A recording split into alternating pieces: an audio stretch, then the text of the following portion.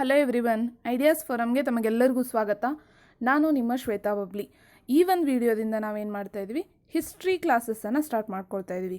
That is NCERT class 6 ಸ್ಟ್ಯಾಂಡರ್ಡಿಂದ start ಮಾಡಿಕೊಂಡು 12th ನಾವು ಕಂಪ್ಲೀಟ್ ಮಾಡ್ತಾ ಹೋಗೋಣ ಒನ್ ಬೈ ಒನ್. ಸೊ ಸುಮಾರು ಜನ ಕೇಳ್ತಾ ಇದ್ರಿ ಹಿಸ್ಟ್ರಿ ಕ್ಲಾಸಸ್ ಸ್ಟಾರ್ಟ್ ಮಾಡಿ ಆ ಒಂದು ಡಿಮ್ಯಾಂಡ್ ಮೇಲೆ ನಾವೇನು ಮಾಡಿದ್ದೀವಿ, ಇತಿಹಾಸದ ತರಗತಿಗಳನ್ನು ಆರಂಭ ಮಾಡಿದ್ದೀವಿ. ಸೊ NCERT ಕ್ಲಾಸ್ 6 ಅಂತ ಬಂದಾಗ ಅದರ ಮೊದಲನೇ ಚಾಪ್ಟರ್ ಯಾವುದು ಅಂತಂದರೆ ಏನು, ಎಲ್ಲಿ, ಹೇಗೆ ಮತ್ತು ಯಾವಾಗ ಅನ್ನುವಂತಹ ಒಂದು ಅಧ್ಯಾಯ. ಇದ್ರ ಬಗ್ಗೆ ನಾವು ತಿಳಿದುಕೊಳ್ಳೋ ಹೋಗೋಣ. ಅದಕ್ಕಿಂತ ಮುಂಚೆ ಇದುವರೆಗೂ ಯಾರಾದರೂ ನಮ್ಮ ಟೆಲಿಗ್ರಾಮ್ ಚಾನಲ್ಗೆ ಜಾಯ್ನ್ ಆಗಿಲ್ಲ ಅಂತಂದರೆ ನೀವೇನು ಮಾಡ್ಬೋದು, ಡಿಸ್ಕ್ರಿಪ್ಷನಲ್ಲಿ ಕೊಟ್ಟಿರುವಂತಹ ಲಿಂಕನ್ನು ಬಳಸಿಕೊಂಡು ಟೆಲಿಗ್ರಾಮ್ ಚಾನಲ್ಗೆ ಜಾಯ್ನ್ ಆಗಬಹುದು. ಇದರಿಂದ ನಿಮಗೇನು ಯೂಸ್ ಆಗುತ್ತೆ ಅಂತ ನೀವು ಕೇಳೋದಾದರೆ, ಇಲ್ಲಿ ನಾವೇನು ಮಾಡ್ತೀವಿ, ಪ್ರತಿದಿನ 100ಕ್ಕಿಂತ ಹೆಚ್ಚು ಕ್ವೆಶನ್ಸನ್ನು ಕ್ವಿಜ್ ರೂಪದಲ್ಲಿ ಅಪ್ಲೋಡ್ ಮಾಡ್ತಾ ಇರ್ತೀವಿ. ಪ್ರತಿಯೊಂದು ವಿಡಿಯೋಗಳ PDFಗಳು ನಿಮಗಿಲ್ಲೇ ಸಿಗುತ್ತೆ, ದಿನಪತ್ರಿಕೆಗಳು ನಿಮಗಿಲ್ಲೇ ಸಿಗುತ್ತೆ, ಇತ್ತೀಚಿನ ಮಾಹಿತಿಗಳು ಸಿಗುತ್ತೆ. ಅದೆಲ್ಲದರ ಜೊತೆಗೆ ಸಪೋಸ್ ನಿಮಗೇನಾದರೂ ಡೌಟ್ಸ್ ಇತ್ತು ಅಂತ ಹೇಳಿದರೆ ನೀವೇನು ಮಾಡ್ಬೋದು, ಐಡಿಯಾಸ್ ಫೋರಮ್ನಲ್ಲಿರುವಂತಹ ಅಧ್ಯಾಪಕರೊಂದಿಗೆ ಚರ್ಚಿಸಿ ಆ ಡೌಟ್ಸನ್ನು ಕ್ಲಿಯರ್ ಮಾಡಿಕೊಳ್ಳಬಹುದು. ಬಟ್ ಅದಕ್ಕಿಂತ ಮುಂಚೆ ಹಿಸ್ಟ್ರಿ ಕ್ಲಾಸಸ್ಸನ್ನು ನಾವು ಸ್ಟಾರ್ಟ್ ಮಾಡ್ತೀವಿ ಅನ್ನೋದಕ್ಕಿಂತ ಮುಂಚೆ ನಾವು ಏನಕ್ಕೆ ಕಲಿಬೇಕು ಹಿಸ್ಟ್ರಿ ಅನ್ನೋದು ಇಂಪಾರ್ಟೆಂಟ್ ಆಗುತ್ತೆ. ಸೊ ಎಲ್ಲರೂ ಹೇಳ್ತೀರಾ ಒಂದೇ ಆನ್ಸರ್, ಮ್ಯಾಮ್ ಕಾಂಪಿಟೇಟಿವ್ ಎಕ್ಸಾಮ್ಸಲ್ಲಿ ಹಿಸ್ಟ್ರಿ ಮೇಲೆ ಸಾಕಷ್ಟು ಕ್ವೆಶನ್ ಕೇಳ್ತಾರೆ, ಅದಕ್ಕೆ ಹಿಸ್ಟ್ರಿ ಕಲಿಬೇಕು. ಹೌದಾ? ಸೊ ಆಬ್ವಿಯಸ್ಲಿ ಕೇಳ್ತಾರೆ, ಕಾಂಪಿಟೇಟಿವ್ ಎಕ್ಸಾಮ್ಸಲ್ಲಿ ಹಿಸ್ಟ್ರಿ ಬಗ್ಗೆ ಕ್ವೆಶನ್ಸನ್ನು ಕೇಳ್ತಾರೆ, ಅದಕ್ಕೆ ನಾವು ಹಿಸ್ಟ್ರಿಯನ್ನು ಕಲೀಲೇಬೇಕು, ಅದು ಅನಿವಾರ್ಯತೆ. ಬಟ್ ಅವಶ್ಯಕತೆ ಏನು, ಕಲೀಲೇಬೇಕಾದಂಥ ಅವಶ್ಯಕತೆ ಏನು? ಓಕೆ, ಅನಿವಾರ್ಯತೆ ಬೇರೆ, ಅವಶ್ಯಕತೆ ಬೇರೆ. ಅವಶ್ಯಕತೆ ಏನು ಅನ್ನೋದಕ್ಕೆ ನಾವಿಲ್ಲಿ ರೀಸನ್ಸ್ ಹುಡ್ಕೊಂಡು ಹೋಗೋಣ. ಫಸ್ಟ್ ಕ್ವೆಶನ್ ನಾನು ನಿಮ್ಗಿಲ್ಲಿ ಕೇಳೋದು, do I want to know who I am? ನಿಮ್ಗೆ ತಿಳ್ಕೊಳ್ಬೇಕಾ ನೀವು ಯಾರು ಅನ್ನೋದರ ಬಗ್ಗೆ, ಅಥವಾ ನನಗೆ ತಿಳ್ಕೊಳ್ಬೇಕಾ ನಾನು ಯಾರು ಅನ್ನೋದರ ಬಗ್ಗೆ? ಸೊ ಹಿಸ್ಟ್ರಿ ಓದಿ. Do I want to understand how this society works? ಈ ಸಮಾಜ ಯಾವ ರೀತಿ ಕೆಲಸ ಮಾಡ್ತಾ ಇದೆ, ಹೇಗೆ ಈ ಸಮಾಜ ಹುಟ್ಟಿಕೊಂಡಿತು? ಹೌದಾ? ಸೊ ಇದೆಲ್ಲ ಒಂದೇ ದಿನದಲ್ಲಿ ಬೆಳೆಯೋಕ್ಕಾಗತ್ತಾ? ಒಂದೇ ದಿನದಲ್ಲಿ ಜನರು ಈ ರೀತಿಯಾದಂತಹ ಕಲ್ಚರನ್ನು ಡೆವಲಪ್ ಮಾಡ್ಕೊಳ್ಳೋಕ್ಕಾಗತ್ತಾ? ಸಾಧ್ಯ ಇಲ್ಲ. ಸೊ ಇದು ಯಾವ ರೀತಿ ಬಂತು, ಹೇಗೆ ಇದು ಬೆಳವಣಿಗೆಯನ್ನು ಕಂಡಿತು, ಯಾರು ಹುಟ್ಟಾಕಿದ್ರು ಅನ್ನೋದ್ರ ಬಗ್ಗೆ ತಿಳಿಬೇಕಾ? Read history. Okay, next, do I want to understand the world in which I live? ನಾ ಯಾವ ಜಗತ್ತಿನಲ್ಲಿ ಬದುಕ್ತಾ ಇದ್ದೀನಿ ಅಲ್ಲ, ಆ ಜಗತ್ತಿನ ಬಗ್ಗೆ ನಾ ಅರ್ಥ ಮಾಡ್ಕೊಳ್ಬೇಕಾ? ಜಗತ್ತು ಅಂತ ಬಂದಾಗ ಇಡೀ ವರ್ಲ್ಡನ್ನೇ ವರ್ಲ್ಡ್ ಅಂತ ನಾವು ಹೇಳಲ್ಲ. ನೀವು ಯಾವುದೋ ಒಂದು ಮನೇಲಿ ಬದುಕ್ತಾ ಇದ್ದರೆ ಆ ಮನೆಯೇ ಅವರವ್ರಿಗೆ ಜಗತ್ತಾಗಿರುತ್ತೆ. ಯಾರಾದರೂ ಒಂದು ಸ್ಕೂಲಲ್ಲಿ ಕೆಲಸ ಮಾಡ್ತಾಯಿದ್ರೆ ಕೆಲವೊಬ್ಬರಿಗೆ ಆ ಸ್ಕೂಲೇ ಜಗತ್ತಾಗಿರುತ್ತೆ. ಈ ರೀತಿ ನಿಮ್ಮ ಜಗತ್ತೇನಿದೆ ಅಲ್ಲ, ಆ ಜಗತ್ತಿನ ಬಗ್ಗೆ ತಿಳಿದುಕೊಳ್ಬೇಕು ಅಂತಂದರೆ ಏನು ಮಾಡಬೇಕು, ಹಿಸ್ಟ್ರಿಯನ್ನು ನೀವು ಓದಬೇಕು. ಹೌದಾ? ಸೊ ಮುಂದೆ ನಾವು ಯಾವ ರೀತಿ ಪ್ರೊಸೀಡ್ ಆಗಬೇಕು, ಮುಂದೆ ನಾವು ಯಾವ ರೀತಿ ಬದುಕಬೇಕು ಅನ್ನೋದು ತಿಳ್ಕೊಳ್ಳೋಕ್ಕಿಂತ ಮುಂಚೆ ಹಿಸ್ಟ್ರಿಯನ್ನು ತಿಳಿದುಕೊಳ್ಳುವಂಥ ನಮ್ಮ ಭೂತಕಾಲದಲ್ಲಿ ಯಾವ ರೀತಿ ಗತಿಸಿ ಹೋದಂತಹ ದಿನಗಳನ್ನು ನಾವು ತಿಳಿದುಕೊಂಡ್ರೆ ನಮ್ಮ ಮುಂದಿನ ಜೀವನ ಏನಾಗುತ್ತೆ, ಸರಳ ಆಗುತ್ತೆ. ಓಕೆನಾ? ಯಾಕಂದರೆ ಎಲ್ಲ ಟೈಮಲ್ಲೂ ಎಲ್ಲರೂ ಸರಿಯಾಗಿ ಮಾಡ್ಕೊಂಡು ಬಂದಿರಲ್ಲ ಯಾವುದೇ ಒಂದು ಕೆಲಸವನ್ನಾಗಲಿ. ಸೊ ಸಪೋಸ್ ಎಲ್ಲ ತಪ್ಪುಗಳನ್ನು ನಾವೇ ಮಾಡೋಕ್ಕಾಗಲ್ಲ. ಹೌದಾ? ಇದೆಲ್ಲರಿಗೂ ಗೊತ್ತಿರುವಂತಹ ವಿಷಯ. ಎಲ್ಲ ತಪ್ಪುಗಳನ್ನು ಒಬ್ಬನೇ ಮನುಷ್ಯ ಮಾಡೋಕ್ಕಾಗಲ್ಲ. ನಾವು ಬೇರೆಯವರ ತಪ್ಪುಗಳನ್ನು ನೋಡಿ ತಿದ್ಕೊಳ್ಬೇಕು, ಬೇರೆಯವರ ತಪ್ಪುಗಳನ್ನು ನೋಡಿ ಕಲಿಬೇಕು ಅಂತ ಹೇಳ್ತಾರೆ. ಅದೇ ರೀತಿ ಪ್ರತಿಯೊಂದು ಕೆಲಸನೂ ಒಬ್ಬನೇ ವ್ಯಕ್ತಿ ಮಾಡೋಕ್ಕಾಗಲ್ಲ, ಅಥವಾ ಇಲ್ಲಿರುವಂತಹ ಸೊಸೈಟಿನೇ ಮಾಡೋಕ್ಕಾಗಲ್ಲ. ನಮ್ಮ ಸುತ್ತಮುತ್ತ ಇರುವಂತಹ ಸೊಸೈಟಿ, ಹಿಂದೆ ಕಳೆದು ಹೋದಂತಹ ಜನರು ಯಾವ ರೀತಿ ಮಾಡಿದರು ಅನ್ನೋದನ್ನು ತಿಳಿದುಕೊಂಡು ನಾವೇನು ಮಾಡಬೇಕು, ಮುಂದೆ ಪ್ರೊಸೀಡ್ ಆಗಬೇಕು. ಆ ಒಂದು ಕಾರಣದಿಂದ ಏನಾಗುತ್ತೆ, ಹಿಸ್ಟ್ರಿಯನ್ನು ಅಭ್ಯಾಸ ಮಾಡೋದು ಅತ್ಯಂತ ಉಪಯುಕ್ತವಾದದ್ದು ಅಥವಾ ಅವಶ್ಯಕವಾದದ್ದು ಅಂತ ನಾವು ಹೇಳ್ಬೋದು. Will start with class. First chapter, what, where, how and when. ಏನು, ಎಲ್ಲಿ, ಹೇಗೆ ಮತ್ತು ಯಾವಾಗ. ಓಕೆ, ಇಲ್ಲಿ ನಾವೇನು ಮಾಡ್ತೀವಿ, ಯಾವ ಇತಿಹಾಸವನ್ನು ನಾವು ಸ್ಟಡಿ ಮಾಡ್ತಾ ಇದ್ದೀವಿ, ಅದು ಎಲ್ಲಿ ನಡೀತು, ಹೇಗೆ ನಡೀತು ಮತ್ತು ಯಾವಾಗ ನಡೀತು. ಓಕೆ, ಇದ್ರ ಬಗ್ಗೆ ನಾವು ಸ್ಟಡಿ ಮಾಡ್ತೀವಿ. ನೆಕ್ಸ್ಟ್, ಇತಿಹಾಸ ಅಂತಂದರೆ ಏನು? 2 ಟೈಪ್ ಬರುತ್ತೆ. ಸಪೋಸ್ ಫಸ್ಟ್ ಥಿಂಗ್, ನೀವೇನಾದರೂ ಹಿಂದೆ ನಡೆದಿದ್ದನ್ನು ಅಥವಾ ನಿನ್ನೆ ನಡೆದಿದ್ದನ್ನು ಅಂತ ತಿಳ್ಕೊಳ್ಬೇಕಂತಂದರೆ ನೀವೇನು ಮಾಡ್ಬೋದು, ಯಾರನ್ನೋ ಫ್ರೆಂಡ್ಸನ್ನಾಗಲಿ ಅಥವಾ ನಿನ್ನೆ ದಿನಚರಿ ನಮ್ಗೆ ಯಾವುದ್ರ ಬಗ್ಗೆ ಬೇಕು ಅಲ್ಲಿದ್ದವ್ರನ್ನ ಕೇಳಿ ನಾವು ತಿಳ್ಕೊಳ್ಬೋದು. ಅದೇ ಲಾಸ್ಟ್ ಇಯರ್, ಹೋದ ವರ್ಷ ನಡೆದಿದ್ದು, ಅದ್ರ ಹಿಂದಿನ ವರ್ಷ ನಡೆದಿದ್ದು, ಅಥವಾ ಒಂದು 10 ವರ್ಷದವರೆಗೆ ನಡೆದಿದ್ದನ್ನು ತಿಳ್ಕೊಳ್ಬೇಕಂದ್ರೆ ಯಾರೋ ಆ ಟೈಮಲ್ಲಿ ಇದ್ದವ್ರನ್ನು, ನಮ್ಗಿನ್ನ ದೊಡ್ಡವರನ್ನ ನಾವು ಕೇಳಿ ತಿಳ್ಕೊಳ್ಬೋದು. ಬಟ್ 10,000 ವರ್ಷಗಳ ಹಿಂದೆ ಏನು ನಡೀತು, 1000 ವರ್ಷಗಳ ಹಿಂದೆ ಏನು ನಡೀತು, ಹೌದಾ, ಮನುಷ್ಯ ಹುಟ್ಟಿದ ತಕ್ಷಣ ಏನು ನಡೀತು, ಇದೆಲ್ಲ ತಿಳ್ಕೊಳ್ಬೇಕಂದ್ರೆ ಯಾವ ರೀತಿ ಆಗುತ್ತೆ? ಸಾಧ್ಯ ಆಗುತ್ತಾ? ಅವರೆಲ್ಲ ಬದುಕಿರ್ತಾರ ಇಲ್ಲಿವರೆಗೂ? ಮನುಷ್ಯನ ಆಯುಷ್ ಇರೋದೇ 100 ವರ್ಷ, ಅವ್ರು ಇಲ್ಲಿವರೆಗೂ ಬದುಕಿರೋಕ್ಕೆ ಸಾಧ್ಯ ಇದೆನಾ? ಇಲ್ಲ. ಇದಕ್ಕೆ ಇದೆಲ್ಲವನ್ನು ತಿಳಿದುಕೊಳ್ಬೇಕಂದ್ರೆ ನಾವೇನು ಮಾಡಬೇಕು, ಇತಿಹಾಸವನ್ನು ಓದಬೇಕು. ಇನ್ನು ಇತಿಹಾಸ ಅಂತಂದ್ರೆ ಏನು, ಏನಕ್ಕೆ ನಾವು ಇತಿಹಾಸ ಅಂತ ಕರಿತೀವಿ? ಸೊ ಫಾಸ್ಟಿಗೆ ನಿನ್ನೆ ನಡೆದದ್ದಕ್ಕೂ ನಾವು ಇತಿಹಾಸ ಅಂತ ಹೇಳ್ತೀವಾ? ಇಲ್ಲ. ಯಾವುದನ್ನು ನಾವು ಬೇರೆ ಯಾರ್ದಾದ್ರೂ ಮೂಲಕ ಕಿವಿಯಿಂದ ಕೇಳಿನೋ ಬೇರೆ ಯಾರ್ದಾದ್ರೂ ಹತ್ರ ಮೌಖಿಕವಾಗಿ ಇನ್ಫಾರ್ಮೇಷನ್ ಪಡ್ಕೊಂಡು ಬರೆದ್ರೆ ಅದನ್ನು ನಾವು ಇತಿಹಾಸ ಅಂತನಲ್ಲ. ಒಂದು ಸ್ಪೆಸಿಫಿಕ್ ಆಗಿ ಸುಮಾರು ವರ್ಷಗಳ ಹಿಂದೆ ಹಿಂಗೆ 2000 ವರ್ಷಗಳ ಹಿಂದೆ ಏನಾಯಿತು, ಅಶೋಕ ಮಹಾರಾಜ ಇದ್ನು ಅಂತ ನಾವು ಹೇಳಿದರೆ ಅವನು ಎಕ್ಸಾಕ್ಟಾಗಿ 2000 ವರ್ಷಗಳ ಹಿಂದೆ ಇದ್ದ ಅನ್ನೋದನ್ನು ನಾವೇನು ಮಾಡ್ತಾ ಇದ್ದೀವಿ, ಪ್ರೂಫ್ ಮುಖಾಂತರ ನಾವು ಹೇಳ್ತೀವಿ. ಕೆಲವೊಂದು ಪ್ರೂಫ್ ಮುಖಾಂತರ ಹೇಳ್ತೀವಿ. ಅದಕ್ಕೇನಂತ ಹೇಳ್ತಾರೆ, ಇತಿಹಾಸ ಅಂತ ನಾವು ಕರಿತೀವಿ. ಸೊ ಇನ್ ನೆಕ್ಸ್ಟ್ ಯಾವುದು, what can we know about the fast? ನಮ್ಮ ಒಂದು ಗತಿಸಿ ಹೋದಂತಹ ದಿನಗಳ ಬಗ್ಗೆ ನಾವು ಏನು ತಿಳಿದುಕೊಳ್ಳಬಹುದು, ಏನನ್ನು ನಾವು ತಿಳಿಯಬಹುದು ಅಂತ ನಾವು ನೋಡೋದಾದರೆ, ಆಗಿರುವಂತಹ ಜನ ಯಾವ ರೀತಿಯಾದಂತಹ ಆಹಾರವನ್ನು ಬಳಸ್ತಾ ಇದ್ರು, ಅವ್ರು ಏನು ತಿಂತಿದ್ರು, ಅವ್ರ ಫುಡ್ ಏನಿತ್ತು, ಯಾವ ರೀತಿಯಾದಂತಹ ಬಟ್ಟೆಗಳನ್ನು ಅವ್ರು ಧರಿಸ್ತಾ ಇದ್ರು, ಅವರು ಯಾವ ರೀತಿಯಾದಂತಹ ಮನೆಗಳಲ್ಲಿ ವಾಸ ಮಾಡ್ತಾ ಇದ್ರು, ಇದೆಲ್ಲವನ್ನು ತಿಳಿದುಕೊಳ್ಳಬೇಕು. ಹೌದಾ? ಇನ್ನು ನೆಕ್ಸ್ಟ್ ಹಂಟರ್ಸ್ ಅಂದರೆ ಬೇಟೆಗಾರರಿರ್ಬೋದು, ಹರ್ಡರ್ಸ್ ಅಂದರೆ ದನಗಾಹಿಗಳು, ಫಾರ್ಮರ್ಸ್ ರೈತರು, ರೂಲರ್ಸ್ ಅಂದರೆ ಆಳ್ವಿಕೆ ಮಾಡುವಂತಹವರು, ಪಾಳೆಗಾರರು ಅಂತ ಹೇಳ್ಬೋದು, ಆಡಳಿತಗಾರರು ಅಂತ ಹೇಳ್ಬೋದು. ಇನ್ನು ನೆಕ್ಸ್ಟ್ ಫ್ರೀಸ್ಟ್ ಅಂದರೆ ಪುರೋಹಿತರು, ವ್ಯಾಪಾರಿಗಳು, ಮರ್ಚೆಂಟ್ಸ್, ಆರ್ಟಿಸ್ಟ್ ಅಂದರೆ ಕಲಾವಿದರು. ಇವರು ಬೇರೆ ಬೇರೆ ಬೇರೆ ರೀತಿಯಾದಂಥ ಈಗಲೂ ಇದ್ದಾವೆ ಇವೆಲ್ಲ ಫೀಲ್ಡ್. ಹೌದಾ? ಇದೆಲ್ಲ ರೀತಿಯಾದಂಥ ಜನ ಈಗಲೂ ಇದ್ದಾರೆ, ಅವಾಗಲೂ ಇದ್ದರು. ಅವರೆಲ್ಲರ ಬಗ್ಗೆ ನಾವೇನು ಮಾಡಬೇಕು, ತಿಳಿದುಕೊಳ್ಬೇಕು. ಅವರ ಜೀವನ ಯಾವ ರೀತಿ ಇತ್ತು, ಅವ್ರು ಏನು ಧರಿಸ್ತಾ ಇದ್ರು ಬಟ್ಟೆ, ಏನು ಫುಡ್ ತಿಂತಾಯಿದ್ರು, ಯಾವ ರೀತಿಯಾದಂತಹ ಮನೆಗಳಲ್ಲಿ ಅವರು ವಾಸ ಮಾಡ್ತಾಯಿದ್ರು, ಏನು ಕೆಲಸಗಳನ್ನು ಅವ್ರು ಮಾಡ್ತಾಯಿದ್ರು. ಅವರು ನಮ್ಮ ಹಾಗೇ ಇದೇ ರೀತಿ ಮೀಡಿಯಾ ಎಲ್ಲ ಇದ್ರ. ಈಗ ಏನಾಗಿದೆ, ಮೊಬೈಲ್ ಇದೆ, ಟೆಲಿಫೋನ್ಸ್ ಇದ್ದಾವೆ, ಹೀಗೆ ಏನು ಮಾಡ್ತೀವಿ ನಾವು, ಆರಾಮಾಗಿ ಕನೆಕ್ಟ್ ಮಾಡ್ತೀವಿ. ಬಟ್ ಆ ಟೈಮಲ್ಲಿ ಅವರು ಯಾವ ರೀತಿ ಕನೆಕ್ಟ್ ಮಾಡ್ತಾಯಿದ್ರು, ಒಬ್ಬರನ್ನೊಬ್ಬರು ಯಾವ ರೀತಿ ಮೀಟ್ ಆಗ್ತಾಯಿದ್ರು ಅವರು, ಇದೆಲ್ಲವನ್ನು ನಾವೇನು ಮಾಡಬೇಕು, ತಿಳಿದುಕೊಳ್ಳಬೇಕು. ಇನ್ನು next, where did people leave? ಆವಾಗಿನ ಟೈಮಲ್ಲಿ ಹಳೆಯ ಕಾಲದಲ್ಲಿ ಜನ ಎಲ್ಲಿ ವಾಸ ಮಾಡ್ತಾಯಿದ್ರು ಅನ್ನೋದನ್ನು ನಾವೇನು ಮಾಡೋಣ, ಒಂದೊಂದಾಗೆ ನೋಡ್ತಾ ಹೋಗೋಣ. ಇಲ್ಲಿ ಫಸ್ಟ್ ನರ್ಮದಾ ವ್ಯಾಲಿ ಅಂತ ಬರುತ್ತೆ. ಓಕೆ, ಸೊ ನರ್ಮದಾ ವ್ಯಾಲಿಯಲ್ಲಿ ಜನ ಏನಿದ್ರು, ಎಲ್ಲಿ ವಾಸ ಮಾಡ್ತಾರೆ. ಫಸ್ಟ್ ನಾವೇನು ಮಾಡೋಣ, ನರ್ಮದಾ ವ್ಯಾಲಿ ಎಲ್ಲಿ ಬರುತ್ತೆ ಅನ್ನೋದು ನಾನು ನಿಮಗೆ ಮ್ಯಾಪ್ ಮುಖಾಂತರ ತೋರಿಸ್ತೀನಿ. ಓಕೆನಾ? So here comes the Narmada river. ಇಲ್ಲೇನಿದೆ ಅಲ್ಲ, ಮಹಾರಾಷ್ಟ್ರದಿಂದ ಈ ಮಧ್ಯಪ್ರದೇಶದ ಕಡೆ ಹೋಗ್ತಾ ಇದೆ ನೋಡಿ. ಓಕೆ, ಇಲ್ಲಿ ವಿಂಧ್ಯ ಪರ್ವತಗಳು ಬರುತ್ತೆ. ಈ ನದಿಗೆ ನಾವೇನಂತ ಹೇಳ್ತೀವಿ, ಇದು ನರ್ಮದಾ ನದಿ. ಓಕೆ, ಸೊ ಇಲ್ಲಿ ಏನು ಮಾಡ್ತಾಯಿದ್ರು, ಜನ ಬದುಕ್ತಾ ಇದ್ರು. ನೆಕ್ಸ್ಟ್ ಯಾವ ರೀತಿ ಹೇಗೆ ಅಂತ ನಾವು ನೋಡೋದಾದರೆ, ನರ್ಮದಾ ನದಿಯಲ್ಲಿ ಯಾವ ರೀತಿ ಜನ ಇದ್ದರು ಅಂತಂದರೆ, ಇಲ್ಲಿರುವಂತಹ ಜನ ಏನಾಗಿದ್ರು, ಗ್ಯಾದರರ್ಸ್ ಅಂದರೆ ಸಂಗ್ರಹ ಮಾಡ್ತಾಯಿದ್ರು. ಅವರು ತಿನ್ನುವಂತಹ ಆಹಾರವನ್ನು ಏನು ಮಾಡ್ತಾಯಿದ್ರು, ಬೇರೆ ಬೇರೆ ಕಡೆ ಕಾಡಿನಲ್ಲಿ ಅಲ್ಲಿ ಇಲ್ಲಿ ಅಲೆದು ಸುತ್ತಾಡಿ ಏನು ಮಾಡ್ತಾ ಅವುಗಳನ್ನು ಸಂಗ್ರಹ ಮಾಡಿ ಫುಡ್ಡನ್ನು ಸೇವನೆ ಮಾಡ್ತಾಯಿದ್ರು, ಆಹಾರವನ್ನು ಸೇವನೆ ಮಾಡ್ತಾಯಿದ್ರು. ಇವರಿಗೆ ಏನಂತ ಹೇಳ್ತೀವಿ ನಾವು, ಸಂಗ್ರಹಕಾರರು ಅಥವಾ ಗ್ಯಾದರರ್ಸ್ ಅಂತ ನಾವು ಕರಿಬೋದು. ಇನ್ನು ನೆಕ್ಸ್ಟ್ ಹಂಟರ್ಸ್ ಅಂತಂದ್ರೆ ಏನು, ಯಾವುದೋ ಪ್ರಾಣಿಗಳನ್ನು ಏನು ಮಾಡ್ತಾಯಿದ್ರು, ಕೊಲೆ ಮಾಡಿ ಅವುಗಳನ್ನು ಕೊಂದು ತಿಂತಾಯಿದ್ರು. ಓಕೆ, ಸೊ ಸುಟ್ಟುಕೊಂಡು ತಿಂತಾಯಿದ್ರಾ, ಹಾಗೆ ತಿಂತಾಯಿದ್ರಾ ಅನ್ನೋದು ಡಿಪೆಂಡ್ಸ್. ಯಾವಾಗ ಫೈರನ್ನು ಕಂಡುಹಿಡಿದ್ರು, ಅಗ್ನಿ ಯಾವಾಗ ಕಂಡುಹಿಡಿದ್ರಲ್ಲ, ಬೆಂಕಿಯನ್ನು ಕಂಡುಹಿಡಿದ ನಂತರ ಏನು ಮಾಡಿದ್ರು, ಸುಟ್ಕೊಂಡು ತಿನ್ನಲಿಕ್ಕೆ ಉಪಯೋಗ ಮಾಡ್ಲಿಕ್ಕತ್ರು. ಅದಕ್ಕಿಂತ ಮುಂಚೆ ಏನು ಮಾಡ್ತಾಯಿದ್ರು, ಹಾಗೆ ಹಸಿ ಮಾಂಸವನ್ನೇ ತಿಂತಾಯಿದ್ರು. ಇವಕ್ಕೇನಂತ ಹೇಳ್ತಾರೆ, ಹಂಟರ್ಸ್ ಅಥವಾ ಬೇಟೆಗಾರರು. ಓಕೆ, ಸೊ ಫಸ್ಟ್ ನರ್ಮದಾ ವ್ಯಾಲಿಯಲ್ಲಿ ಯಾವ ರೀತಿ ಜನ ಕಂಡು ಬರ್ತಾರೆ ಅಂತ ಕೇಳಿದರೆ ಏನು ಹೇಳಬೇಕು, ಗ್ಯಾದರರ್ಸ್ ಮತ್ತು ಹಂಟರ್ಸ್ ಇದ್ದರು ಅಂತ ನಾವು ಹೇಳಬೇಕು. ಓಕೆ, ಎಲ್ಲೆಲ್ಲಿ ಯಾವ ರೀತಿಯಾದಂತಹ ಜನ ಕಂಡು ಬರ್ತಾರೆ, ಅವ್ರು ಏನು ಮಾಡ್ತಾ ಇದ್ರು ಅನ್ನೋದು ತುಂಬ ಇಂಪಾರ್ಟೆಂಟ್ ಆಗುತ್ತೆ. So please do observe. ನಾನು ಹೇಳಬೇಕಾದ್ರೆ ಅಬ್ಸರ್ವ್ ಮಾಡ್ಕೊಳ್ಳಿ. ಅದರ ಜೊತೆಗೆ ನೀವು ಹಿಸ್ಟ್ರಿ ಕ್ಲಾಸನ್ನು ಕೇಳಬೇಕಾದ್ರೆ ನೋಟ್ಸ್ ಮಾಡ್ತಾ ಹೋಗಿ. ಓಕೆ, ಇಲ್ಲೇನು ಮಾಡಿದ್ದೀನಿ, ನಾನು ಯಾವುದೇ ಪಾಯಿಂಟನ್ನು ಮಿಸ್ ಮಾಡದೆ ನಾನು ನೋಟ್ಸ್ ಮಾಡಿಕೊಟ್ಟಿದ್ದೀನಿ. ನಿಮಗೆ ಬೇರೆ ಏನು ಮಾಡೋ ಅವಶ್ಯಕತೆ ಇಲ್ಲ. ನಾನು ಯಾವ ರೀತಿ ಮಾಡಿದ್ದೀನಿ ಎಕ್ಸ್ಪ್ಲನೇಷನ್ನ ಕೇಳ್ಕೊಳ್ಳಿ, ಅದನ್ನು ನೋಟ್ಸ್ ಮಾಡ್ಕೊಂಡು ಹೋಗಿ, ಇದ್ದಿದ್ದನ್ನು ಇದ್ದಂಗೆ ಬರ್ಕೊಂಡು ಹೋಗಿ. ಓಕೆನಾ? ಇದು ಆಲ್ರೆಡಿ ಶಾರ್ಟ್ ನೋಟ್ ಇದೆ, ಮತ್ತೆ ಇದರಲ್ಲೇ ಶಾರ್ಟ್ ಮಾಡ್ಲಿಕ್ಕೆ ಟ್ರೈ ಮಾಡಬೇಡಿ. ಇದು ಹೇಗಿದೆ ಅದೇ ರೀತಿ ಬರ್ಕೊಂಡು ಅದರ ಜೊತೆಗೆ ನೀವು ಎಕ್ಸ್ಪ್ಲನೇಷನ್ನ ಕೇಳಿದ್ರೆ ಏನಾಗುತ್ತೆ, ನಿಮಗೆ ಮೈಂಡಲ್ಲಿ ಕುತ್ಕೊಂಡ್ಬಿಡುತ್ತೆ ಪರ್ಫೆಕ್ಟಾಗಿ. ನೆಕ್ಸ್ಟ್, ಇದು ಮ್ಯಾಪ್.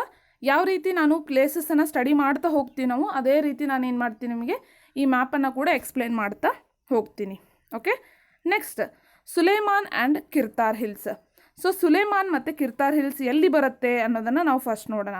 ಸುಲೇಮಾನ್ ಮತ್ತು ಕಿರ್ತಾರ್ ಹಿಲ್ಸ್ ಅಂತ ಬಂದಾಗ ಈಗಿನ ಪಾಕಿಸ್ತಾನದಲ್ಲಿ ಬರುವಂತಹ ಪ್ಲೇಸ್ ಇದು. ಇಲ್ಲಿ ನೋಡ್ರಿ, ಸುಲೇಮಾನ್ ಮತ್ತು ಕಿರ್ತಾರ. ಸೊ ಹಿಸ್ಟ್ರಿ ಅಂತ ಬಂದಾಗ ಪ್ಲೇಸಸನ್ನು ನೆನಪಿಟ್ಕೊಳ್ಬೇಕಾದಂತಹದ್ದು, ಮ್ಯಾಪ್ ಮುಖಾಂತರ ಪ್ಲೇಸಸನ್ನು ನೆನಪಿಟ್ಕೊಳ್ಬೇಕಾದಂತೂ ತುಂಬ ಇಂಪಾರ್ಟೆಂಟ್ ಆಗುತ್ತೆ. ಸ್ಪೆಷಲಿ ನೀವು KPSC ಮತ್ತು UPSC ಎಕ್ಸಾಮ್ಸನ್ನು ಬರೀತಾ ಇದ್ರಿ ಅಂತಂದರೆ ಸುಮಾರು 25ರಿಂದ 12ವರೆಯಿಂದ 25 ಮಾರ್ಕ್ಸ್ಗೆ ಎಲ್ಲ 12ವರೆ ಮಾರ್ಕ್ಸಿಗೆ ಏನು ಮಾಡ್ತಾರೆ, ಡೈರೆಕ್ಟ್ ನಿಮಗೆ ಏನು ಮಾಡ್ತಾರೆ, ಪ್ಲೇಸಸನ್ನು ಕೊಡ್ತಾರೆ. ಓಕೆ, ಕೆಲವೊಂದು ಪ್ಲೇಸ್ ನೇಮ್ಸನ್ನು ಕೊಡ್ತಾರೆ. ಆ ಪ್ಲೇಸ್ ನೇಮ್ಸ್ ಕೊಟ್ಟು ಏನು ಮಾಡ್ತಾರೆ, ಇವುಗಳನ್ನು ಮ್ಯಾಪ್ನಲ್ಲಿ ಎಲ್ಲಿ ಬರುತ್ತೆ ಅಂತ ಗುರುತಿಸಿ ಅಂತ ಹೇಳ್ತಾರೆ. ಓಕೆ, ಅವಾಗ ನೀವೇನು ಮಾಡಬೇಕು, ಇದೇ ರೀತಿ ಭಾರತದ ಮ್ಯಾಪನ್ನು ತೆಗೆದು ನೆಕ್ಸ್ಟ್ ಕಿರ್ತಾರ್ ಹಿಲ್ಸ್ ಅಂತ ಕಿರ್ತಾರ್ ಅಂತ ಹೇಳಿದರು ಇಲ್ಲಿ. ಓಕೆ, ಸುಲೇಮಾನ್ ಅಂತ ಹೇಳಿದರು ಇಲ್ಲಿ, ಗ್ಯಾರೋ ಹಿಲ್ಸ್ ಅಂತ ಹೇಳಿದರೆ ಇಲ್ಲಿ. ಓಕೆ, ನೆಕ್ಸ್ಟ್ ವಿಂಧ್ಯ ಪರ್ವತಗಳು ಎಲ್ಲಿ ಬರುತ್ತೆ, ಇಲ್ಲಿ ಬರುತ್ತೆ. ಸನ್ ರಿವರ್ ಎಲ್ಲಿ ಬರುತ್ತೆ, ಇಲ್ಲಿ ಬರುತ್ತೆ.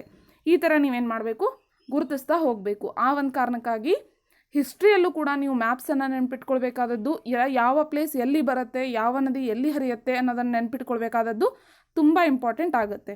Okay, so please note this point. Sulaiman ಮತ್ತು ಕಿರ್ತಾರ್ ಹಿಲ್ಸ್ ಇವುಗಳನ್ನು ನೋಡಿದ್ವಿ. ಇನ್ನು ನೆಕ್ಸ್ಟ್ ಏನು ಇಂಪಾರ್ಟೆಂಟ್ ಇಲ್ಲಿ ಅಂತ ನಾವು ನೋಡೋಣ. ಸೊ ಸುಲೇಮಾನ್ ಮತ್ತು ಕಿರ್ತಾರ್ ಹಿಲ್ಸ್ ಅಂತ ಬಂದಾಗ ಇಲ್ಲೇನಾಗುತ್ತೆ, ಫಸ್ಟ್ ಗೋಧಿ ಮತ್ತು ಬಾರ್ಲಿ ಬೆಳೆದದ್ದು ಇಲ್ಲಿನೇ.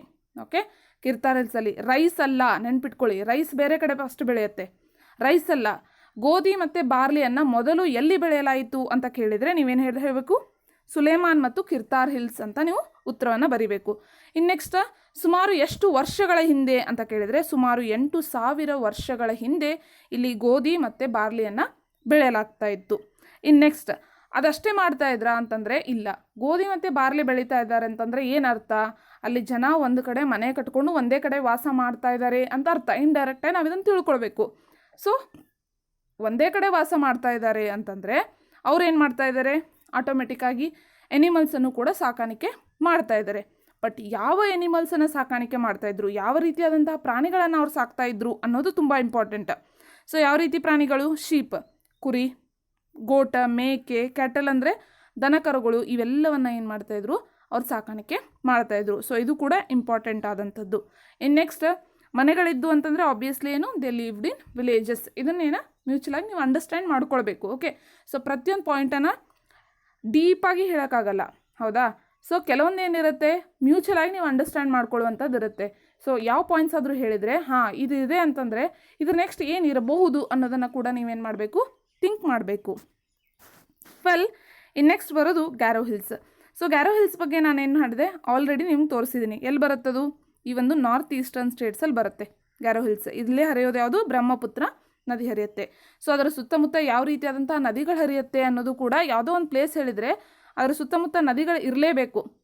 ಯಾಕಂದರೆ ಆವಾಗಿನ ಟೈಮಲ್ಲಿ ಜನ ಏನು ಮಾಡ್ತಾಯಿದ್ರು, ಎಲ್ಲಿ ನದಿಗಳಿರುತ್ತೆ ಅಲ್ಲೇ ಮನೆಗಳನ್ನು ಕಟ್ತಾಯಿದ್ರು, ಅಲ್ಲೇ ವಾಸ ಮಾಡ್ತಾಯಿದ್ರು. ಆ ಒಂದು ಕಾರಣಕ್ಕೆ ಅದರ ಸುತ್ತಮುತ್ತ ಇರೋ ನದಿಗಳು ಕೂಡ ತುಂಬ ಇಂಪಾರ್ಟೆಂಟ್ ಆಗುತ್ತೆ. ಹೊಂದಿಸಿ ಬರೀರಿ ಅಂತ ಹೇಳಿ ಈ ಕ್ವೆಶನ್ಸನ್ನು ಕೇಳಬಹುದು. ಅದಕ್ಕೆ ಗಾರೋ ಹಿಲ್ಸ್ ಇಲ್ಲಿ ಬರುತ್ತೆ. ಇಲ್ಲಿ ಏನು ಮಾಡಿದರು, ಫಸ್ಟ್ ರೈಸ್ ಬೆಳೆದದ್ದು, ಅಕ್ಕಿಯನ್ನು ಫಸ್ಟ್ ಎಲ್ಲಿ ಬೆಳೆದ್ರು, ಈ ಒಂದು ಗಾರೋ ಹಿಲ್ಸಲ್ಲಿ. ನೆನ್ಪಿಟ್ಕೊಳ್ಬೇಕು, ಅಕ್ಕಿ ಅಂತ ಹೇಳಿದಾಗ ಗಾರೋ ಹಿಲ್ಸ್ ಬರುತ್ತೆ.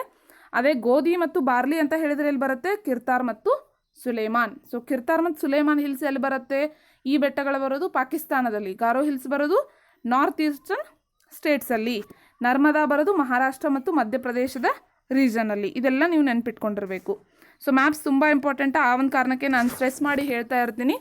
So please do understand. In next Indus and tributaries. Indus ಅಂದರೆ ಯಾವುದು, ಸಿಂಧೂ ನದಿ ಮತ್ತು ಅದರ ಟ್ರಿಬ್ಯೂಟರೀಸ್, ಇವುಗಳ ಬಗ್ಗೆ ನಾವೇನು ಮಾಡೋಣ, ಸ್ಟಡಿ ಮಾಡೋಣ. ಸೊ ಸಿಂಧೂ ನದಿ, ಸಿಂಧೂ ನಾಗರಿಕತೆಯನ್ನು ಎಲ್ಲರಿಗೂ ಆಲ್ಮೋಸ್ಟ್ ಗೊತ್ತಿದೆ. ಸಿಂಧೂ ನಾಗರಿಕತೆ ಸ್ವಲ್ಪ ಮಟ್ಟಿಗಾದರೂ ನಿಮಗೆ ನೆನಪಿರಲೇಬೇಕು, ಇರುತ್ತೆ. ಸೊ ಸಿಂಧೂ ನಾಗರಿಕತೆ ಬಗ್ಗೆ ನಾವು ಸ್ವಲ್ಪ ಮಟ್ಟಿಗೆ ಇಲ್ಲಿ ನೋಡೋಣ. ಓಕೆ, ಇದು 6th ಸ್ಟ್ಯಾಂಡರ್ಡ್ ಆಗಿರೋದ್ರಿಂದ ಇನ್ಫಾರ್ಮೇಷನ್ ಕಡಿಮೆ ಇರುತ್ತೆ ಇಲ್ಲಿ. ಓಕೆನಾ, ಹಾಗೆ ನಾವು ನೆಕ್ಸ್ಟ್ ಲೆವೆಲಿಗೆ ಹೋಗ್ತೀವಲ್ಲ ಹಾಗೆ ಇನ್ಫಾರ್ಮೇಷನ್ ಜಾಸ್ತಿ ಕೊಡ್ತಾರೆ.